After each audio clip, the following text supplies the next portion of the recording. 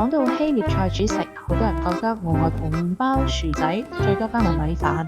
其實佢哋有種好特別嘅煮食，無麩質、低脂、低熱量、抗鹽，富含蛋白質同纖維，係一種健康嘅碳水化合物食物來源。講緊嘅就係 fava，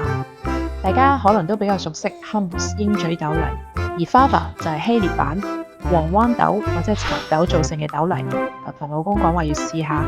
佢知我一般都唔中意食豆，話自己消化唔到，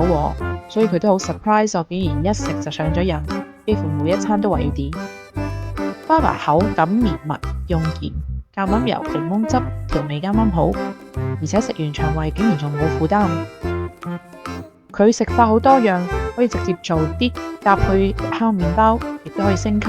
加醃製嘅 anchovy、焦糖、葱、capers 等等，仲有經典搭配係 grilled octopus 嘅配菜。fava 係 Santorini 嘅名菜，而希臘各地嘅做法都大同小異。大家如果係希臘旅行，記得品嚐下呢個當地美味啦。